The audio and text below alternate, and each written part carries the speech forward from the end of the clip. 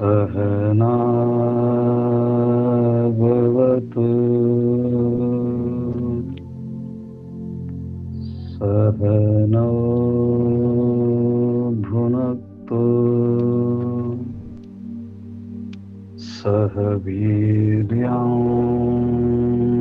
करवावहै तेजस्विनावधीतमस्तु मा विद्विषावहै। ॐ शान्ति शान्ति शान्तिः। रामकृष्ण हरी। राजविद्या राजगुह्य योग नामक नवमोध्यायाच्या अंतर्गत भगवंताच्या वेगवेगळ्या भावाने वेगवेगळ्या देवतांची जे उपासना करतात ते भक्त तत्तद देवतेला किंबहुना तत्तद देवतांच्या लोकांना प्राप्त होतात हे सांगण्याकरता यांती देवव्रता देवान पितॄन्यांती पितृव्रताः भूतानि यांती भूतेज्या यांती मध्या जिनोपिमा।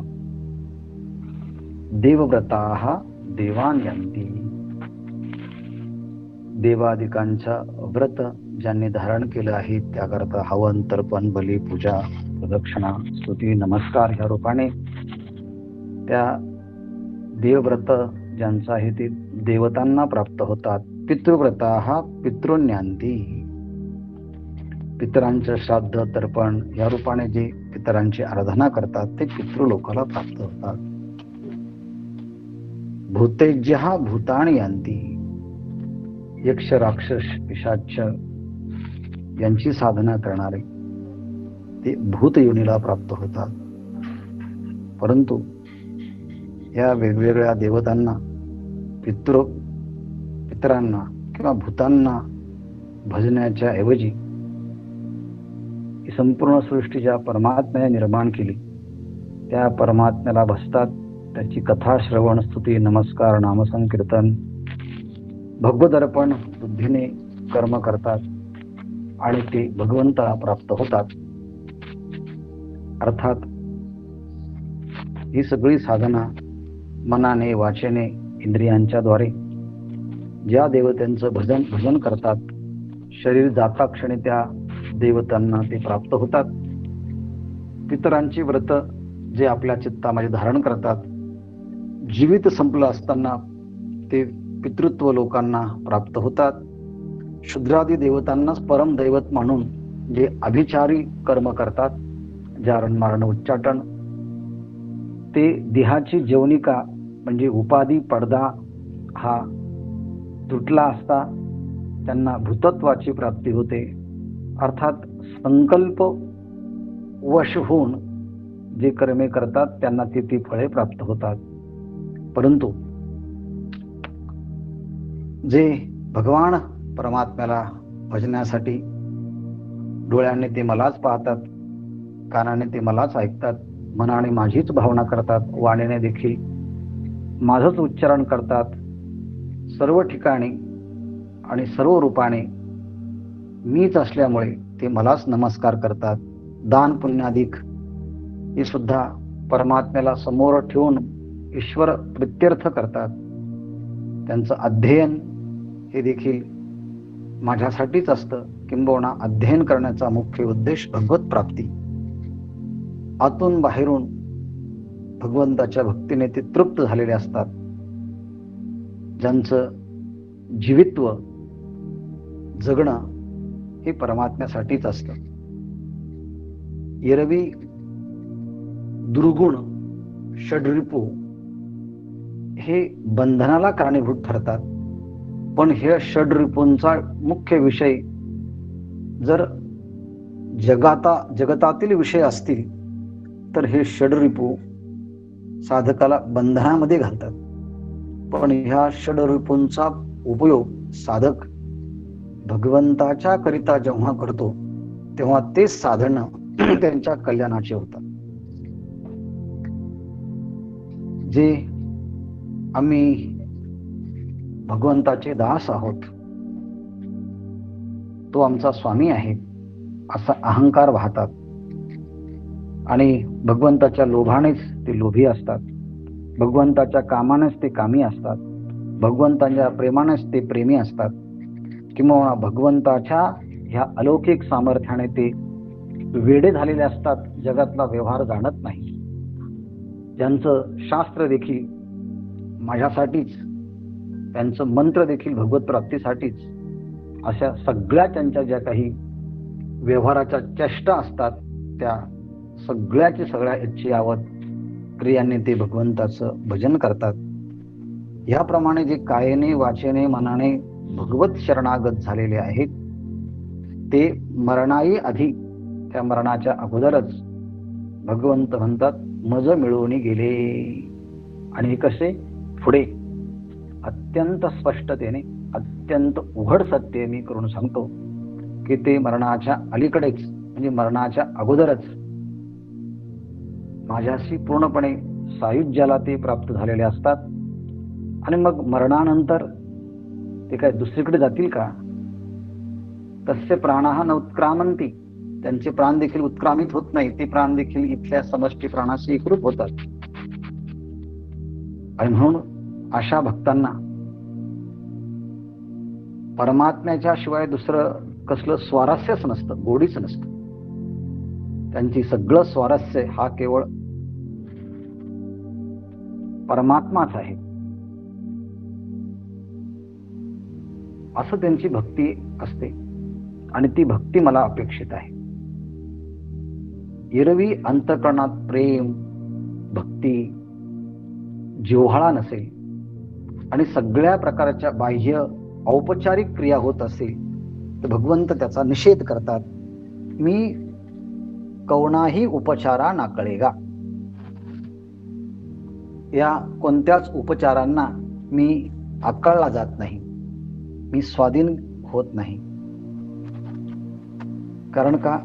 यज्ञदानादी क्रीटी तप हन जे हुटहुटी, यज्ञदान तप हे करून स्वतःला प्रतिष्ठा गर्व जर दाखवत असतील तर त्यांच्या सगळ्या ह्या क्रिया उपचाराच्या त्या गवताच्या काडी इतक्या सुद्धा मला मान्य होत नाही. ते तृणा एकासाठी न सरे एठ, न सरे म्हणजे इथे ते मान्य होत नाही. सरणे म्हणजे मान्य होणे.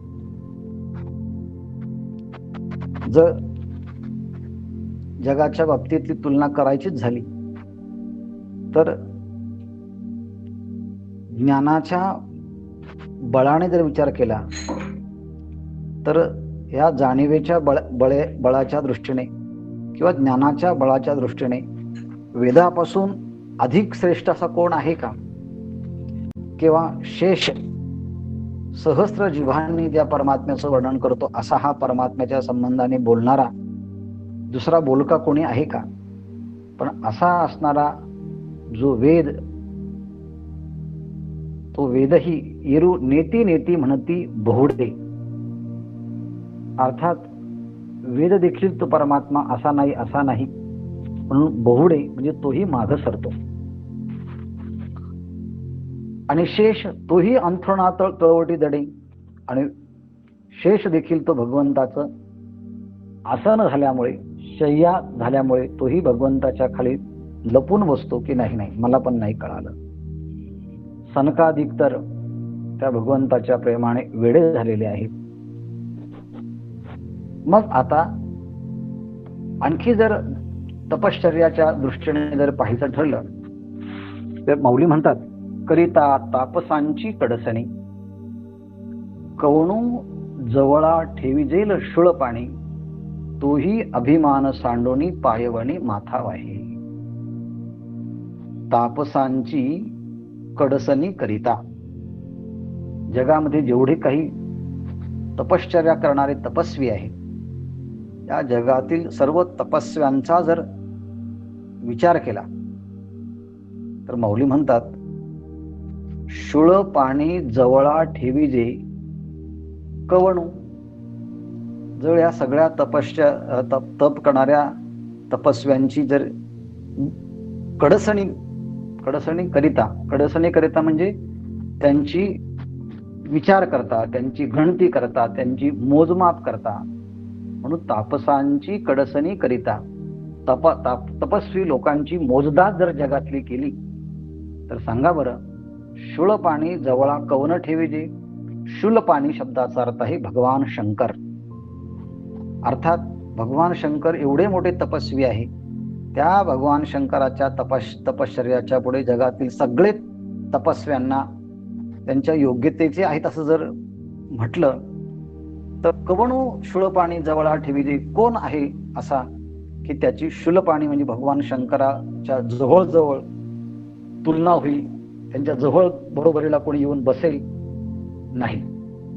कारण भगवान शंकर कैलासाचं तोही अभिमान सांडूनिया पायवणी माथावाई. ज्या भगवान शंकराने कैलासाचा त्याग केला आणि स्मशानामध्ये वास केला, राम जपे सदाशिव भजन करी महादेव, अर्थात भगवान शंकर देखील त्या सगळ्या ऐश्वर्याचा त्याग करून अभिमान सांडोनी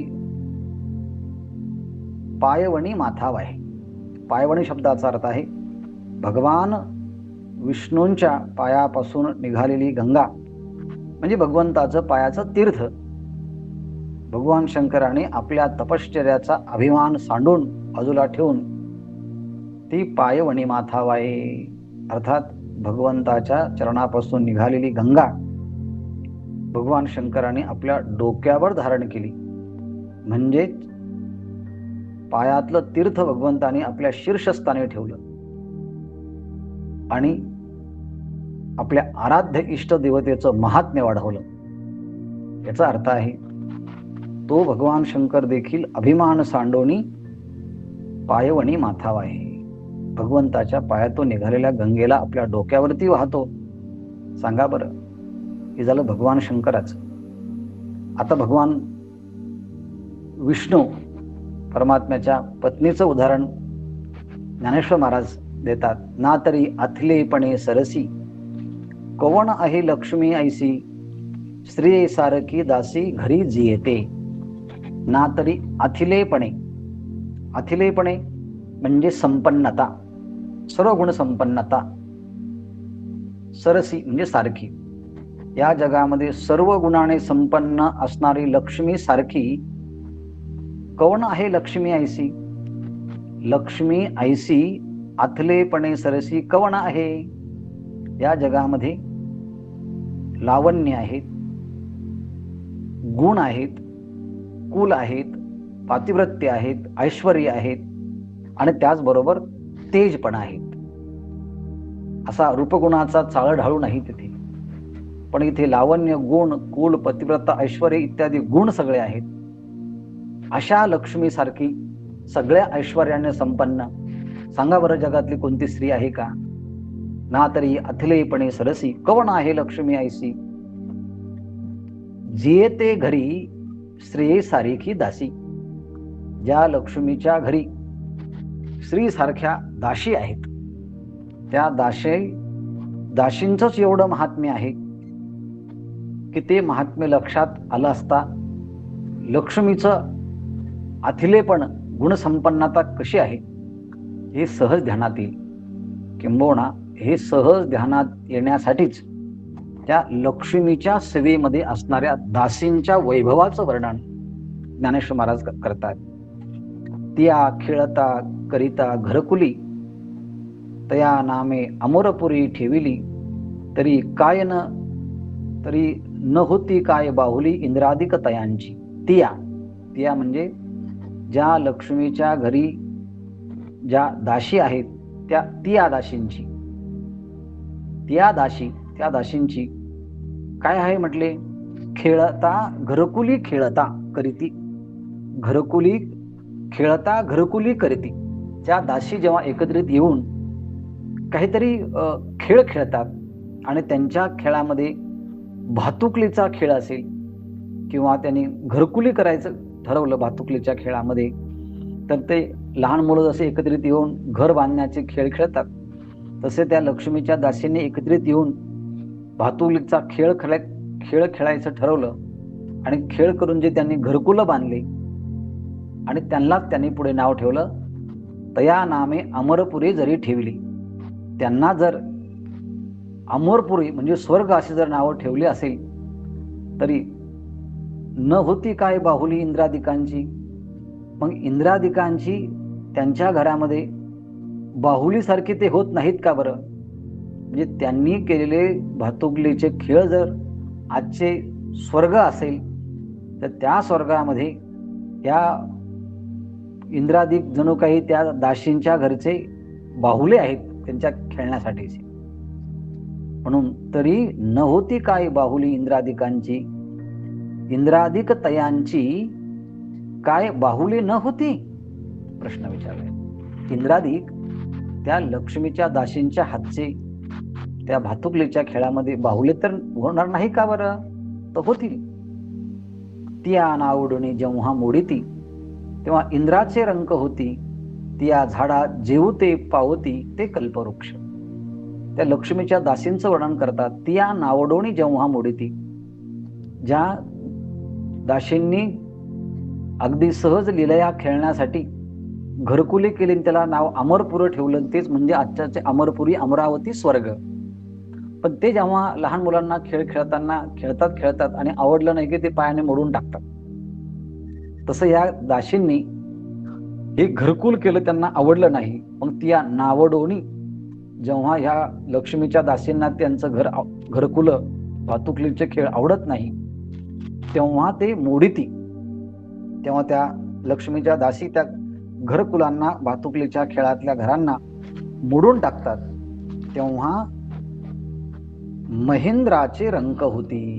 तेव्हा स्वर्गामध्ये असणारे जे महेंद्र नाम इंद्र, त्यांचं पुण्य संपतं आणि ते देखील पुण्याची पावटी सवेची इंद्रपणाची उटी उतरे. मग येऊ लागती माघारे मृत्यूलोका. ते देखील पुन्हा मृत्यूलोकामध्ये येऊ लागतात. अर्थात असं त्या लक्ष्मींच्या दासींचं वर्णन आहे. तिया झाडा जेवते पावती ते कल्पवृक्ष. अर्थात त्या दासी ज्या दिशांच्या झाडाकडे पाहतात ते झाड कल्पवृक्ष होतात.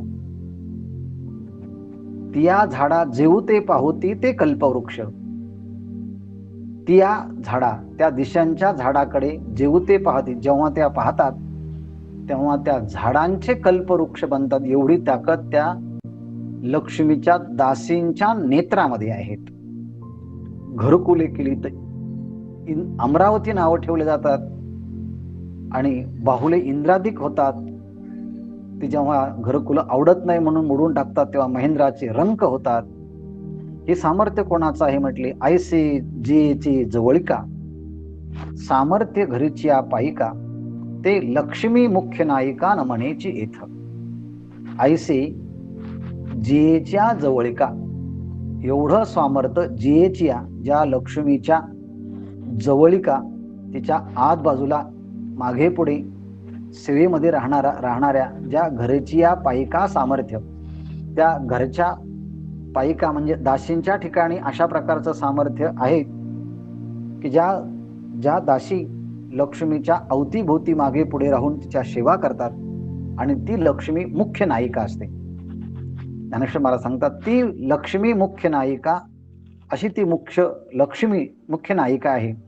पण भगवंत म्हणतात एवढी मोठं सामर्थ्य त्या लक्ष्मीचं, अतिलेपणी सरसी कवण आहे लक्ष्मी ऐसी, श्रेय सारखी दासी जे घरते. अशा लक्ष्मीच्या दासींचं वर्णन केलं. पण अशी लक्ष्मीच्या दासींच्या मध्ये प्रमुख असणारी लक्ष्मी, ती म्हणतात ती लक्ष्मी मुख्य नायिका नमनेची येथ. परंतु भगवंत तिच्याबद्दल बोलतात, अशी श्रेष्ठ असणारी लक्ष्मी, परंतु माझ्या निश्चिम भक्तीच्या पुढे, माझ्या निरागस प्रेमाच्या पुढे ती समर्थ होत नाही, ती मान्य होत नाही. न मनेची येथ, माझ्या भक्तीच्या विषयामध्ये मी तिला मान्यता देत नाही. न म्हणेची येथ मी न म्हणेची, अर्थात माझ्या पुढे ती लक्ष्मी एवढी मोठी असून सुद्धा मान्य होत नाही. म्हणून तिच्याकडे फार काय सेवा दिली आहे. पाय लक्ष्मीचे हाती तिसी यावे काकुळती. म्हणून तिने एवढा मोठा त्याग करून भगवंताच्या भक्तीमध्ये समरस होण्याकरता ती पुढे सरसावली. भगवंताने सांगितलं, अजून तुझा अधिकार नाही, तू अजून माझ्या पायाची सेवा कर. म्हणून सर्वस्व करुणी सेवा, अभिमान सांडोनी या पांडवा, ते पाय धुवावयाच्या दैवा पात्र झाली.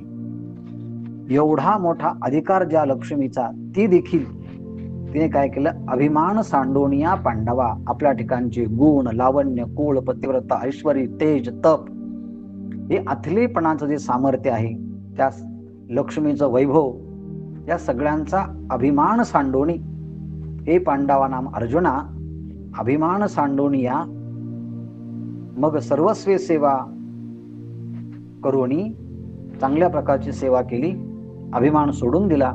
मग ती लक्ष्मी भगवंताच्या एका कार्यासाठी पात्र बनली, लायक बनली. ती म्हणजे पाय धुवावयाच्या दैवा पात्र झाली. भगवंताची पाय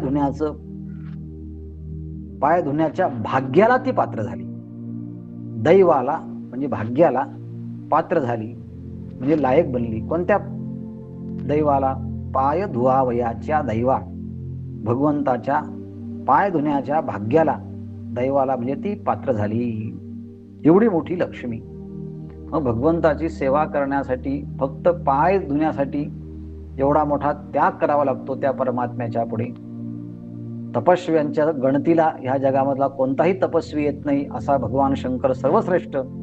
पण तो देखील भगवंताच्या पायाचं चरणतीर्थ गंगा आपल्या डोक्यावरती वाहतो आणि धन्यता मानतो, असे भगवान शंकर. मग असं असताना यातून निष्कर्ष काय निघतो? म्हणून थोरपणा परा सांडिजे, व्युत्पत्ती अघवी विसरिजे, जै जगा धाकोटे होईजे, तै जवळी कमाजी. थोरपणा परा सांडिजे, जो आपल्या ठिकाणचा श्रीमंतीचा, ज्ञानाचा, दानाचा, तपाचा, ऐश्वर्याचा, तारुण्याचा जो थोडाफार मोठेपणा आला असेल, तो थोरपणा परा सांडिजे. तो परा सांडिजे म्हणजे पलीकडे टाकून द्यावा, दूर टाकून द्यावा. आणि मी इतके शास्त्र शिकलो आहे, या गुरूंच्या सानिध्यात राहिलो आहे, एवढे माझे ग्रंथाचं अध्ययन झालेलं आहे. अर्थात ही जी व्युत्पत्ती म्हणजे ग्रंथ अध्ययनाच्या संबंधाची जी विद्वत्ता आहे, ती विद्वत्ता अघवी विसरिजे. म्हणजे मी काही ग्रंथ शिकलो नाही, मला काही येत नाही, मी वेडा आहे, मी सामान्य आहे, मला काय समजत नाही अजून, मी आत्ता तर यामध्ये प्रवेश केला आहे, असं म्हणून मी जे काही शिकलो आहे याचा पूर्णपणे विसर पडला पाहिजे. याला असं म्हणतात ही शास्त्र वासना आहे. त्या शास्त्र वासना देखील आपल्या विद्वत्तेचे भूत अंगामध्ये संचार होऊ नयेत म्हणून ते सुद्धा टाकून द्यावं. आणि जै जगा धाकुटे होईजे, सगळ्या जगापेक्षा मी लहान आहे, मी धाकटा आहे, मी छोटा आहे, असं म्हणून सर्वांना जो नमस्कार करतो, मी सर्वांपेक्षा लहान आहे, भगवंत म्हणतात तेव्हा तै जवळी कमाजी, तेव्हा त्या भक्तांना माझं सानिध्य प्राप्त होतं. जगद्गुरु तुकाराम महाराजांचा हाच अभिप्राय लक्षात घेऊन अभंगाची रचना झाली आहे. लहानपण देगा देगा देवा, मुंगी साखरेचा रवा. जया अंगी मोठेपण, तया यातना कठीण. ऐरावत रत्न थोर, त्याशी अंकुशाचा मार.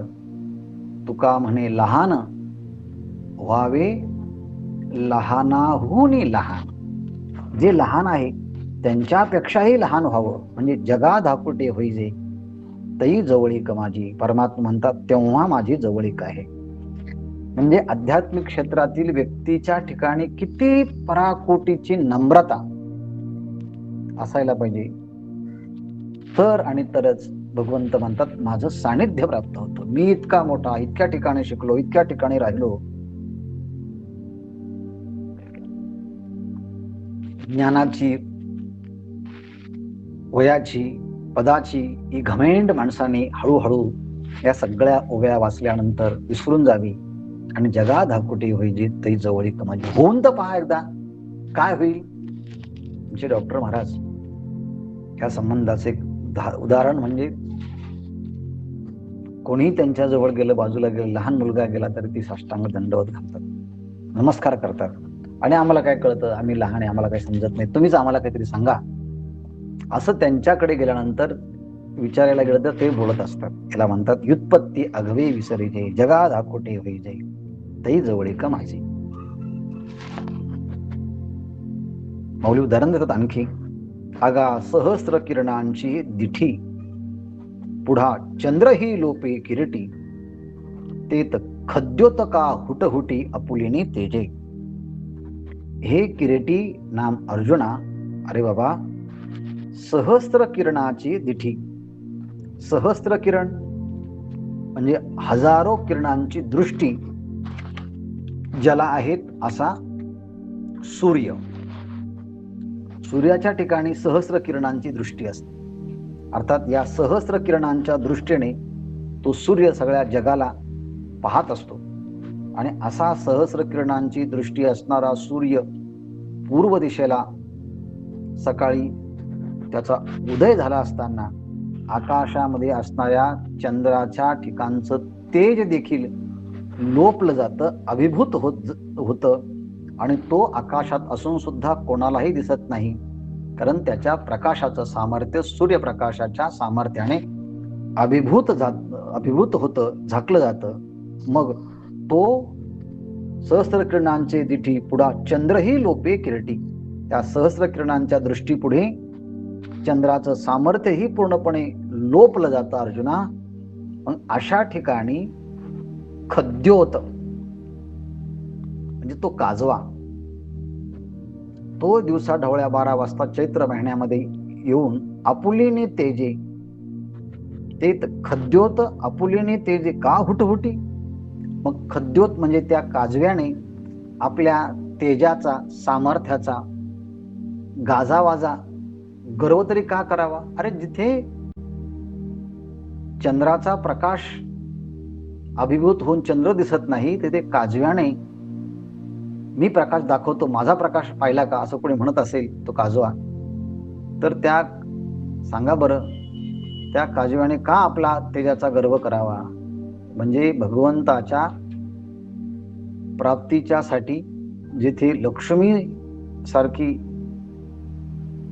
महान वैभव संपन्न असणारी, जिने सर्वस्वाचा त्याग करून पाय धुण्याच्या दैवाला प्राप्त झाली, संकाधिक जेथे वेडेपिसे झाले, भगवान शंकराने सर्वस्वाचा त्याग करून भगवंताच्या तीर्थाचं पायातलं तीर्थ आपल्या डोक्यावर गंगेचं स्वरूप आपल्या डोक्यावर धारण केलं. मग असे मोठमोठे असताना आपण आपल्या सामर्थ्याचा मोठेपणा दाखवणं म्हणजे त्या काजव्यासारखं आहे. हे सगळं झालं, यावरून काय लक्षात घ्यावं. माऊली निष्कर्ष सांगतात, तैसे लक्ष्मीचे थोरपण न सरे, जेत शंभूचे हे तपन पुरे, तेत एर प्राकृत हेंदरे केवी जाणवलाय. अहो म्हणाले, तैसे लक्ष्मीचे थोरपण न सरे, लक्ष्मीचा मोठेपणा हा देखील या भगवंताच्या स्वरूपाजवळ जाण्याला मान्य होत नाही, तिचं सामर्थ्य कमी पडतं. शंभूचेही तप न पुरे, भगवान शंकराचं तपही अपुरं पडतं त्या भगवंताच्या स्वरूपस्थ होण्यासाठी. मग अशा ठिकाणी तेत सामान्य माणसं तेत एर प्राकृत हेंदरे केवी जाणवलाय. इथे जर मोठमोठेंचा ठाव ठिकाणा लागत नाही, तर मनुष्य जातीचं जीवन किती सीमित, त्याचं बुद्धी किती सीमित, त्याचं ज्ञान किती सीमित. म्हणून एर प्राकृत हेंदरे केवी जाणवलाय. अर्थात जे अतिशय सामान्य वेडीगळ शास्त्र अनभिज्ञ लोक, ते त्या परमात्म्याला कसं जाणतील बरं. म्हणून एत प्राकृत हेंदरे, आता ज्ञानेश्वर महाराजांनी सगळ्यांना प्राकृत आणि हेंद्रे असं म्हटलं आहे, म्हणजे वेडगळ अशा अर्थाने शब्द वापरला आहे. ते केवी जाणवलाय, कसे जाणतील, याकरता काय करावं आपण. या लागी शरीर सांडोवा किजे, सकळ गुणांचे लोण उतरिजे, संपत्ती मद सांडिजे कुरवंडी करोणी. या लागी शरीर सांडावो किजे, अर्थात शरीराचा उतारा करावा, म्हणजे शरीराच्या विषयी असणारा अभिमानाचा त्याग करावा. म्हणजे शरीराचं, मनाचं, बुद्धीचं तादात्म्य सोडावं. बर, सकळ गुणांचे लोण उतरिजे, जेवढे काही भगवंताने आपल्याला दिलेले जे काही गुण असेल, ज्ञानेश्वर माऊली म्हणतात की सगळे गुण, आपल्याला तर एखादाही गुण पुरेसा नसतो, पण जेवढे काही गुण आहेत, 14 विद्या 64 कला, त्या 14 विद्या 64 कलाने युक्त असणारे सगळे गुण ज्याला जरी प्राप्त झाले असेल, तर त्याने काय करावे, लोण उतरिजे, लिंबोलोण करून उतरून टाकावं. संपत्ती मधुसांडीजे कुरवंडी करोणी, आणि संपत्तीच्या अभिमानाची ओवाळणी सुद्धा, कुरवंडी म्हणजे ओवाळणी करून टाकून द्यावी. संपत्तीमध कुरवंडी करोणी सांडीजे, या संपत्तीचा गर्व, त्याचा जो मद असतो, तो देखील ओवाळणी टाकून फेकून द्यावा, आणि मग खऱ्या अर्थानं भगवंताच्या जवळ जाण्याची पात्रता प्राप्त होते. या सगळ्या ओव्यांचं परिशीलन केलं, मनन केलं, चिंतन केलं, तर किंचितसी सत्ता, संपत्ती, अधिकार, वैभव, तारुण्य याची जी काही अभिमानाची फुणफुण असेल, ती देखील निघून जाते, आणि आपल्याला साधं सरळ भक्तीचं एक स्वरूप जगण्याला आपल्याला मदत होते. मग अशी जी भगवंताची भक्ती करतात, त्या भक्ती करण्याचे उपाय काय काय आहेत, त्या उपायांची भूमिका पुढच्या श्लोकामध्ये वर्णन करतात. पत्रं पुष्पं फलं तोयं यो मे भक्त्या प्रयच्छति, तदहं भक्त्युपहृत मश्नामि प्रयतात्मनः. हा 26 क्रमांकाचा श्लोक आहे. हा श्लोक अतिशय प्रसिद्ध आहे. जिथे कुठे प्रवचन चालतात सप्ताहांच्या मध्ये, तर त्या ठिकाणी काही काही श्लोक हे प्रसिद्ध आहेत. त्या 7 दिवसामध्ये हा श्लोक कोणी ना कोणी केव्हा ना केव्हा तरी प्रवचनासाठी घेतातच. पत्रं पुष्पं फलं तोयं यो मे भक्त्या प्रयच्छति, तदहं भक्त्युपहृत मश्नामि प्रयतात्मनः. किंवा ती एक ओवी की भगवंताला जे कोणी शरण येतात काया वाचा मनाने, जो मज होय अनन्य शरण, तयाचे निवारी मी जन्म मरण, ह्या लागी शरणागता शरण मी चेखू. किंवा एक प्रवचन असलं 10व्याचं, अंतकाले च मामेव स्मरण मुक्त्वा कलेवरम यत् प्रयाति समद्भावम याति नास्त्यत्र संशयः. 10वा म्हटलं की हा श्लोक सगळ्यांचा पाठ असतो आणि बहुतेक हाच घेतला जातो.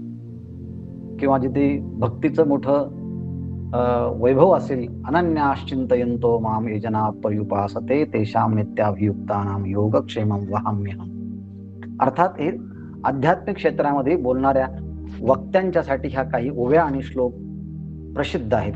त्यापैकी हा एक प्रसिद्ध श्लोक बहुतेक सगळ्यांनी ऐकला असेल. कीर्तन प्रवचनाला जाणाऱ्या लोकांचा हा श्लोक पाठ असतो, आणि नेहमी 10वीला जाणाऱ्या लोकांचा अंतकालेच्या मामेव हा श्लोक पाठ असतो असो, परंतु हा अतिशय महत्वाचा श्लोक आहे. भगवंत म्हणतात,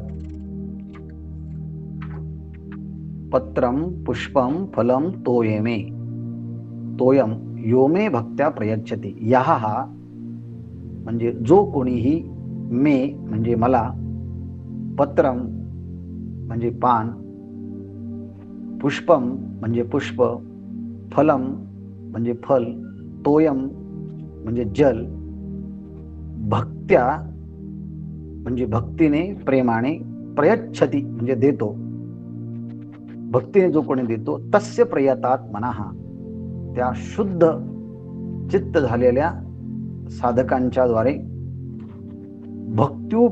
भक्त्युपरतम भक्तीने जेव्हा मला ते अर्पण केलं जातं, तत् म्हणजे ते, पत्रम पुष्पम फलम तोयम ते जे आहेत पुष्पादी, अहम अश्नामी, अहम अश्नामी म्हणून शंकराचार्यांनी याचा अर्थ केला, अश्नामी गृह्णामी, मी त्यांचा स्वीकार करतो.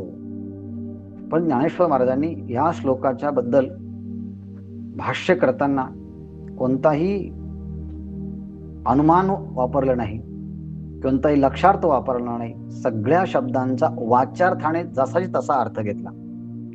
आणि म्हणून ज्ञानेश्वर महाराजांचं भाष्य यावरची अतिशय प्रसिद्ध आहे. शंकराचार्यांनी फक्त अगदी 2च ओळी लिहिलेल्या आहेत. त्यातले मूळ शब्द तर या श्लोकातले सगळे आहेत, अगदी 2-3 क्रियापद वापरलेले आहेत. पण ज्ञानेश्वर महाराजांनी मात्र ह्या श्लोकाच्या वरती खूप मोठ्या ओव्या भावपूर्ण लिहिल्या आहेत. त्यांचा आपण विचार करूया. ज्ञानेश्वर महाराज म्हणतात, मग निस्सीम भाव उल्लासे, मज अर्पवयाचे मिसे, फळ एक आवडे तैसे भलतयांचे हो. मग मग म्हणजे कधी शरीराचा अभिमान सोडला, सगळ्या गुणांचं लोण उतरून टाकलं आणि संपत्तीचा अभिमान देखील ववळून टाकावा तसं सोडून दिलं. हे सगळं जे काही पथ्य आहे भक्तीतले, ते पथ्य मान्य केल्यानंतर मग पुढचा विचार जेव्हा सुरू होतो तो म्हणजे मग काय होतं.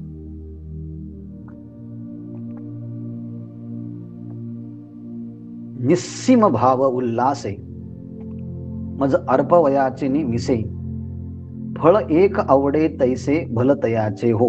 पत्रम, मग निस्सीम अर्थात ज्याला सीमाच नाही, ज्याला मर्यादा नाही, अशा मर्यादा रहित म्हणजे अमर्याद, सीमारहित म्हणजे निस्सीम, ज्यांच्या भावाला, ज्यांच्या प्रेमाला, ज्यांच्या भक्तीला कोणतीच सीमा नाही, कोणतीच मर्यादा नाही, अशा निस्सीम भाव, आणि तोही कसा उल्लासे. तो भाव म्हणजे मंद नाही किंवा मध्य नाही, तर तो उल्लासे म्हणजे ज्याला योगाच्या भाषेमध्ये अधिमात्र असं म्हणतात, उत्कट भाव, उत्कर्षाला पावलेला भाव. याप्रमाणे निस्सीम भाव उल्लासे, अमर्याद रहित असणारा भगवत भाव ज्यांच्या अंतःकरणामध्ये उत्कटतेने प्रगट झालेला असतो. आणि मग ते भक्त काय करतात, तो भाव अभिव्यक्त करण्याकरता काहीतरी माध्यम स्वीकारतात. कोणतं माध्यम? मज अर्पावयाचे मिसे. तो भाव भगवंताला अभिव्यक्त करण्यासाठी काहीतरी अर्पण करण्याच्या निमित्ताने, मिसे म्हणजे निमित्ताने, मज अर्पवयाचे मिसे, मला अर्पण करण्याच्या निमित्ताने काय करतात. तर इथे पत्रम पहिलं पद घेतलंय, पण ज्ञानेश्वर महाराजांनी फळ अगोदर घेतलंय. एक फळ, मला काय फार लागत नाही म्हटलं, एखादं फळ. आणि कोणतं फळ? आवडे तैसे, कोणतेही. कोणत्या झाडाचं? भलतेयाचे हो. भलतेयाचे हो म्हणजे कोणत्याही झाडाचं एक फळ, आणि तेही कसं, जसं असेल तसं, म्हणजे ते सुकलेलं असेल,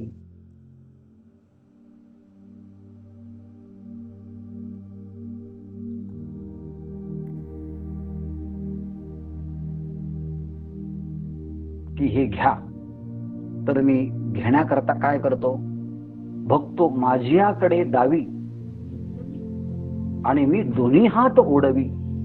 भक्त माझ्याकडे दावी, भक्त त्या कोणत्याही एखाद्या झाडाचं वाटेल तसं असणारं ते फळ जरी असलं आणि ते भगवंताला समर्पित करण्याकरता हात पुढे केला त्यांनी, हे घ्या म्हणून माझ्याकडे दावी, तो भक्त माझ्याकडे त्या फळाला दाखवतो. मी काय करतो, लगेच मी दोन्ही हात ओढवी, म्हणजे मी दोन्ही हात काय करतो, ओढवी म्हणजे पुढे करतो.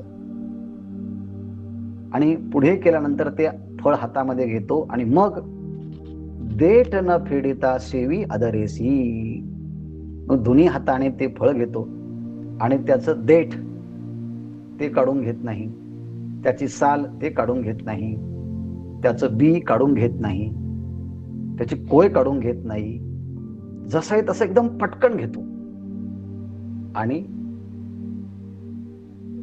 आदराने काय करतो, न देठ न फेडिता आदरेसी सेवी, अत्यंत आदराने मी ते खातो. हे एवढंच ओवी जर पाहिली तर रामायणामध्ये असणारी शबरी आपल्याला सहज जाणवते. मतंग ऋषीच्या आश्रमामध्ये अगदी तारुण्यात आलेली मुलगी, एक भिल्लाची, लग्नाच्या दिवशी तिला कळालं की एवढ्या मोठ्या प्रमाणामध्ये माझ्या लग्न प्रित्यर्थ प्राण्यांची हानी होत आहे, प्राण्यांची हत्या होणार आहे, असं म्हणण्यापेक्षा हिंसा होणार आहेत, म्हणून तिने ह्या हिंसा होऊ नयेत प्राण्यांची, माझ्यासाठी ते मरू नयेत, कारण तिच्या लग्नाच्या दिवशी भिल्ल परिवारामध्ये मोठा भोजनाचा समारंभ या बकऱ्यांना मारून करण्याचं ठरवलं होतं. ती भिल्लाची मुलगी तिथून निघाली आणि थेट जंगलामध्ये गेली आणि त्या जंगलामध्ये मातंग ऋषी किंवा मतंग ऋषी हिंदीमध्ये असं म्हणतात, त्या मतंग ऋषींच्या आश्रमामध्ये अज्ञात अनामिक भूमिकेत राहून बरेच वर्ष सेवा केली. एक दिवस मतंग ऋषींना कळालं की ही मुलगी कोण आहे, तेव्हा त्यांनी सांगितलं, काही नाही, तुमची सेवा घडावी म्हणून मी अनामिकतेने, गुप्ततेने तुमचा आश्रम स्वच्छ करत होते. हे जेव्हा मतंग ऋषीला कळालं, त्यांना खूप बरं वाटलं. तारुण्यामध्ये आलेल्या त्या शबरीला मतंग ऋषीने आशीर्वाद दिला की तुलाच ह्या आश्रमामध्ये एकदा प्रभू रामचंद्र भेटण्याकरता येतील आणि तुझा उद्धार होईल. हे एक वाक्य ऐकलं आणि सांगितलं, आता इथून पुढे ह्या आश्रमात तूच राहायचं, मी आता दुसरीकडे जाणार आहे, तुझी व्यवस्था आता ह्या आश्रमात, मी दुसरा आश्रम तयार करतो. एवढी मोठी सेवा केली आहे ना तू. मग तारुण्यामध्ये आलेली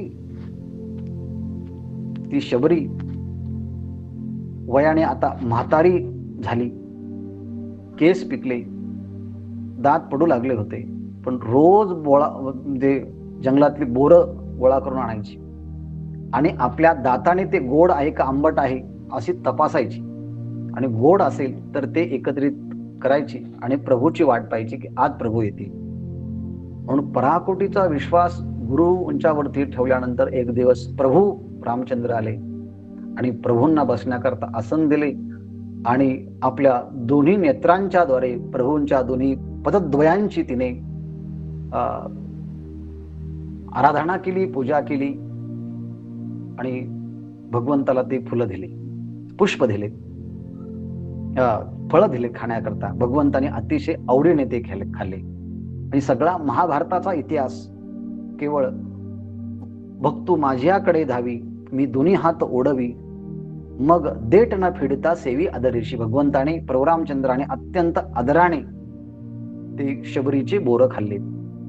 पैगा भक्तीचे नावे फूल एक मज द्यावे, तरी लेखे, तरी म्या तुरंबावे परी मुखची घाली. आता फूल, पुष्पम, भक्तीची नावे. भक्ताच्या अंतःकरणामध्ये भगवंताच्या विषयी जो निस्सीम उल्लासित जो भाव निर्माण झाला तो अभिव्यक्त करण्याकरता भक्ताने काय केलं आहे, भक्तीचे नावे. त्या भक्तीच्या नावाने पूजनाच्या निमित्ताने फूल मज एक द्यावे.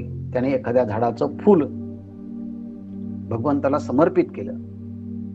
फूल हातामध्ये दिल्याबरोबर त्या फुलाचा मान राखण्यासाठी, त्या फुलाला महत्व देण्यासाठी म्हणून ते लेखे, म्हणजे त्याचं लेखणं, समज त्याला मान, त्याला महत्व देण्याकरता भगवंताने काय केलं असेल. भगवंत म्हणतात तरी म्या तुरंबावे. ते फूल जे मला समर्पित केलं त्याचं महत्व म्हणून मी त्या फुलाला घ्यावं आणि नाकाजवळ नेऊन त्याचा ते हुंगावं, त्याचा वास घ्यावा. पण भक्तीचं एवढं मोठं महात्म्य आहे की त्यांनी दिलेलं ते फूल मी हातामध्ये घेऊन त्याचं महात्म्य वाढवण्यासाठी नाकाला लावण्याच्या ऐवजी मुखाची घाली. मी ते पूर्णपणे जे फूल आहे ते मी माझ्या मुखातच घालतो, म्हणजे ते मी खाऊन टाकतो. मुखाची घाली. भागवतामध्ये गजेंद्राचं उदाहरण आहे. पाण्यामध्ये नकराने पाय धरला. अनेक वर्ष मला परिवार सोडवतील या आशेने त्यांच्याकडे वाट पाहिली. कोणी सोडलं नाही. पण जो कोणी होईल ब्रह्मांडा चालक, त्या परमात्म्याच्या नावाने हाक मारली आणि तिथलंच कमळाचं फुल घेऊन भगवंताला समर्पित केलं. भगवंत त्या ठिकाणी धावून आले, त्याची सुटका केली. ही भागवतातली कथा आहे. परी भक्तीचे निनावे फुल मज एक द्यावे, तरी लेखे तरी म्या तुरंबावे. मी खरं म्हणजे ते हुंगावं ना, पण काय करावं, भक्तीचं महात्म्य एवढं आहे की मुखाची घाली. हे असो कायसी फुले, पानाची एक आवडते झाले, ते साजूकही न हो सुकले भल तैसे. आता पहिल्यांदा फळाचं उदाहरण दिलं, नंतर फुलाचं उदाहरण दिलं, पुष्पाचं उदाहरण दिलं, आता पानाचं उदाहरण देत आहे. म्हटले हे असो कायसी फुले, परंतु काही भक्तांच्या जवळ फुले कसली हो, कुठून आणणार ते फुलं. त्यांचं जीवन एकदम उदासीन असतं, कुठेतरी एकाकी राहतात. मग त्यांच्याजवळ फुलं नाही, मग काय, पानाची एक आवडते झाले. मग काय, मला त्यांनी एक पान आणलं, पण त्यांनी ते आणलेलं पान देखील एक आवडते झाले. ते पान देखील माझ्या अत्यंत आवडीचं झालं. मला ते पान सुद्धा अत्यंत आवडलं. पण ते पान सुद्धा ताजं नव्हतं बरं का, चांगलं नव्हतं. ते साजूकही न हो. ते साजूक जरी नसेल, ताजं नसेल, चांगलं नसेल, म्हणजे कसं, भलं तैसे, ते कोणत्याही पद्धतीचं का असेना, म्हणजे कसं, ते साजूकही न हो सुकले भलं तैसे. ते अगदी सुकलेलं कसं तरी पान असेल, कोणत्याही झाडाचं सुकलेलं असले तरी चालेल, पण ते साजूक नसे ना काही. पण जर मला त्यांनी पान अर्पण केलं तरी भगवंत म्हणतात ते पान देखील मी अत्यंत प्रेमाने खातो. आणि हे म्हणजे महाभारताच्या काळामध्ये द्रौपदी एका जंगलामध्ये असताना एक दिवस दुर्वास ऋषी जेवणाकरता आपल्या शिष्यांबरोबर आले. तुम्ही स्नान करून या, तोपर्यंत आम्ही व्यवस्था करतो असं सांगितलं. आणि भगवंताचा धावा केल्यानंतर भगवंत त्या ठिकाणी समुपस्थित झाले आणि सांगितलं मला खूप भूक लागली. अरे देवा, ह्या ऋषींना जेव घालायचं आमच्याकडे काही नाही म्हणून तर तुला बोलवलं. नाही म्हटले काहीतरी मला द्या. द्रौपदीची ती थाळी होती, त्यात एक पान होतं. भगवंताने ते पान घेतल्याबरोबर मुखात घातलं आणि ते तृप्त झाले. भगवंत तृप्त झाल्यामुळे संपूर्ण ब्रह्मांड तृप्त झालं. आणि स्नानाकरता गेलेले तिकडे जे दुर्वास ऋषी आणि त्यांचे जे शिष्य होते ते देखील तृप्त झाले आणि म्हटले बस आता काही खायचं नाही. याचं कारण एक आहे, त्या भक्तांनी नुसतं पान जरी समर्पित केलं तरी भगवंत म्हणतात त्या पानाच्या द्वारे मी संतुष्ट होतो. परी सर्व भावे भरले देखे आणि भुकेला अमृत तोखे. ते पत्रची परितेने सुखे आरोगू लागे.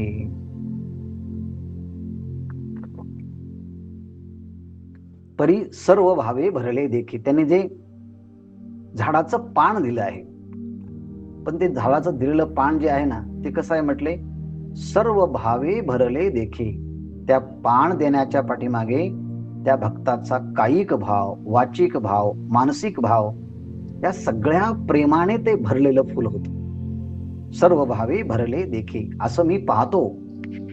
देखे म्हणजे I know, I see, I experience that.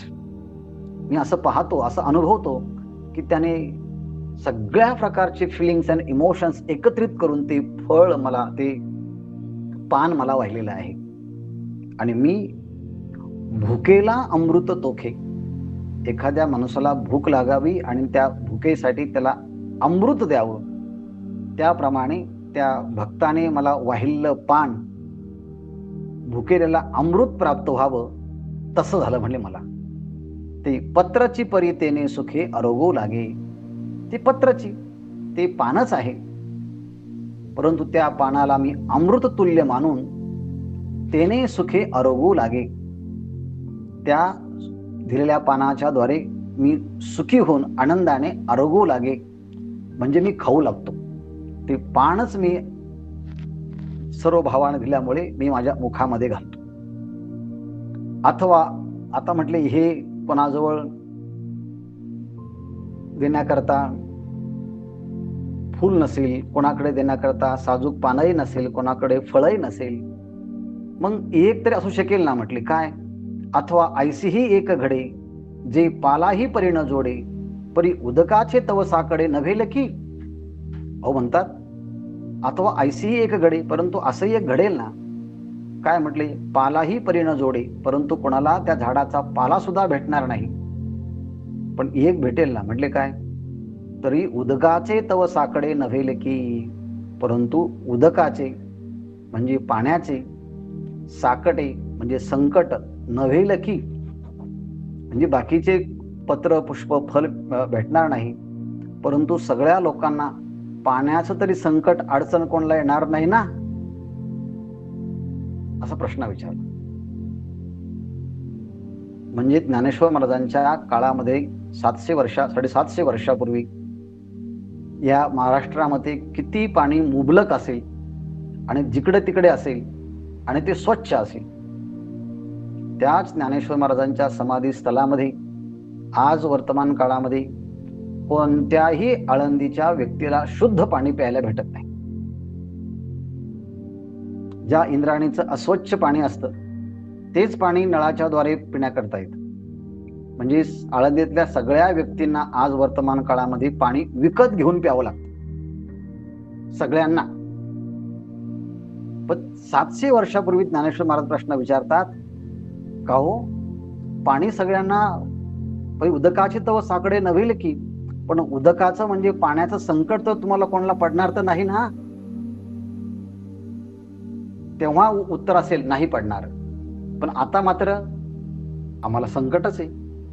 पाणी सुद्धा बघा, आणखी पाण्याबद्दल माऊली काय म्हणतात, ते भल तेथे निमोले, न जोडिता आहे जोडले, त्याची सर्वस्व करुणी अर्पिले तेने मज.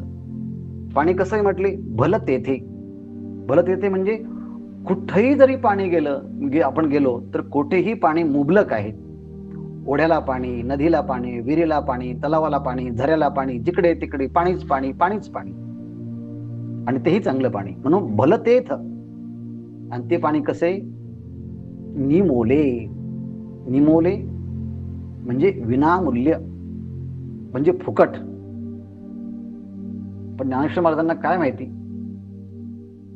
पुढे 1 लिटरचं पाणी घेण्याकरता बाटलीमध्ये 20-25 रुपये खर्च करावे लागतात, तेव्हा ते प्रवासामध्ये पाणी प्यायला भेटतं. पण ज्ञानेश्वर महाराज म्हणतात, त्या काळात 700 वर्षापूर्वी भलं तेथ जोडले, जिकडे गेल तिकडे आपलं पाणी प्राप्त होईल. निमोले, अगदी मूल्य न देताही आणि न जोडिता आहे जोडले. पाणी मिळवण्याचा आपण काही प्रयत्न नाही केला तरी पाणी त्या ठिकाणी न जोडता म्हणजे मिळवण्याचा प्रयत्न नाही केला तरी जोडले त्याला प्राप्त होते. म्हणजे काय, त्या काळामध्ये रस्त्याने विहिरी असतील, तलाव असतील, सरोवर असतील, पाणपोया असतील, नद्या वाहत असतील, ओढे वाहत असतील, झऱ्यांना पाणी असेल, डोंगराच्या वरून त्या पाण्याच्या धारा वाहत असतील, आणि म्हणून ते म्हणतात पाणी मिळवण्याचा प्रयत्न न करताही सुद्धा पाणी आपोआपच प्राप्त होतं म्हणते. न जोडता आहे जोडले, न जोडता सुद्धा पाणी जोडलेलं आहे. मग असं जे पाणी कोणाला संकट नाही, सगळ्या ठिकाणी विनामूल्य, आणि ते पाणी मिळवण्याचा प्रयत्न न करताही सुद्धा सगळ्यांना मिळालेलं असतं, म्हणजे ही 700 वर्षापूर्वीची परिस्थिती पाण्याची असेल. पण आता मात्र परिस्थिती तुम्ही पाहू शकता. मग असं असणारं पाणी, तेची सर्वस्व करोनी तेने मज अर्पिले. तेची म्हणजे ते उदकची सर्वस्व करोनी, आता माझ्याकडे काही नाही, हेच माझं जल आहे ना, तेच पत्र आहे, तेच पुष्प आहे, तेच फल आहे, तेच काही सगळं आहे. म्हणून जसं एखादी पूजा करताना आपल्याकडे काही नसेल तर अक्षता समर्पयामी, पुष्पाच्या जागी सगळं अक्षता द्यावी लागते. त्याप्रमाणे भगवंताच्या जवळ म्हणतात की मला देण्याकरता काही नाही, फक्त एवढं पाणीच आहे, पण तेच माझं सर्वस्व आहे. सर्वस्व म्हणजे माझं पानही तेच, फुलंही तेच, पुष्पही तेच, सगळं काही तेच ते आहे. सर्वस्व करोनी अर्पिले तेने मज, त्याने मला सगळं अर्पण करून दिलं. पण त्याने जे अर्पण केलं, भगवंत म्हणतात की त्याने मला काय काय दिलं त्या पाण्याच्या निमित्तानं, तेने वैकुंठापासून विशाळे मज लागी केली राऊळी, कौस्तुभावने निर्मळे लेणे दिदली. त्यांनी पाणी दिलं ना, पण भगवंत म्हणतात मी त्या पाण्याला जरी मला समर्पण केलं, पण मी काय म्हणतो, वैकुंठापासून म्हणजे वैकुंठाहूनही, वैकुंठापेक्षाही विशाळे मोठे विस्तीर्ण मज लागी रावळे केले. माझ्याकरता त्यांनी जणू काही मंदिरच बांधलं. वैकुंठापेक्षाही विशाल दैदिप्यमान असं मोठं माझ्याकरता त्यांनी मंदिर बांधलं, ज्यांनी मला पाणी समर्पण केलं. त्याच्याबद्दल मी समजतो. कौस्तुभावने निर्मळे लेणी दिली. कौस्तुभ म्हणण्यापेक्षाही त्या अत्यंत कांतिमान दिव्य असणारे रत्नाचे अलंकार त्या भक्ताने मला समर्पण केले, असं पाणी दिल्याने मी समजतो. दुधाचे शेजारी क्षीराब्दी ऐसे मनोहरे, मज लागी अपारे सृजले तेणे. दुधाचे शेजारी, दुधाचे शय्यागृह, भगवंत क्षीरसागरामध्ये राहतात. त्या भक्ताने मला पाणी दिलं, पण मी असं म्हणतो त्याने मला दुधाचे शय्यागृह निर्माण केले. कशाप्रमाणे, क्षीराब्दी ऐसे मनोहरे, दुधाच्या समुद्रासारखे अत्यंत मनोहार त्याने माझ्याकरता हे शय्यागृह निर्माण केले. मज लागी अपारे सृजिले तिने, एक नाही म्हटले, अनंत अनेक अमर्याद असे त्याने शय्यागृह, आणि ते कसे, दुधाचे शय्यागृह, अमृतासारखे, क्षीराब्दी सारख्या, दुधाच्या समुद्रासारखे असे अनेक शय्यागृह त्यांनी माझ्याकरता निर्माण केले, एक दूध देण्याच्या निमित्तानं. एवढंच नाही, त्याने मला एक चुळाभर पाणी दिलं, पण मी काय समजतो, कर्पूर चंदन अगरू ऐस्या सुगंधाचा महामेरू, मज हातीवा लाविला दिन करू दीपमाळे. परंतु त्यांनी मला पाणी दिलं जर असलं, पण मी समजतो मला त्यांनी अत्यंत सुगंधित कापूर दिला, सुगंधित चंदन दिलं, सुगंधित अगरू दिला. पण एक नाही, ऐस्या सुगंधाचा महामेरू, मेरू पर्वताच्या प्रमाणे सुगंधित असणाऱ्या द्रव्य मला समर्पित केले. एवढंच नाही, मज हातीवा लाविला दिनकरू दीपमाळे, त्यांनी माझ्याकरता हातीवा दिनकरू दीपमाळे, त्यांनी सूर्याची दीपमाळच माझ्याकरता लावली आहे. हातीवा म्हणजे कडवात, सूर्याच्या दीपमाळी माळ तयार केली, आणि सूर्याची दीपमाळ ही जणू काही एक भगवंताला असणारी काडवात आहे, ती मला समर्पित केली असं ते म्हणतात. एवढंच नाही, गरुडासारखे वाहन, म्हणजे सुरतरूचे उद्याने, कामधेनूचे गोधणे अर्पिले तेने. एका पाण्याच्या निमित्तानं भगवंत म्हणतात, मला गरुडासारखे अतिशय वेगवान वाहने जणू त्याने मला समर्पित केली. सुरतरूंची उद्याने अर्थात देवांचे कल्पवृक्षाचे उद्यान मला समर्पित केले. आणि कामधेनूचे गोधणे अर्पिली तेने. कामधेनूचे गोधन जे आहेत त्या गायीत जणू काही मला अर्पण केल्या. एवढंच नाही, अमृतावणी सुरसे बोनी ओगरिले बहु वसे ऐसे भक्ताचे उदक लेशे परितोषे गा. ऐसे अमृताहुणी सुरसे, अमृताही पेक्षा रसभरीत, बोनी म्हणजे पक्वान्न, बहुवसे ओगरिली, अमृताही पेक्षा रसभरीत असणारे पक्वान्न त्या भक्ताने माझ्याकरता वाढली. हे असं मी कधी समजतो, ऐसे भक्ताचे उदकलेशी परितोषिका. भक्ताने दिलेल्या पाण्याच्या थेंबाने मी संतुष्ट होतो. असं भगवान पाणी जरी समर्पित केलं तरी मी एवढा संतुष्ट होतो. आणि आणखी काही विचार सांगून ज्ञानेश्वर महाराज या श्लोकाची परिपूर्णता करतात. तो शेष विचार आपण उद्या पाहूया. ओम पूर्णमदः पूर्णमिदं पूर्णात् पूर्णमुदच्यते पूर्णस्य पूर्णमादाय पूर्णमेवावशिष्यते. ओम शांती शांती शांती.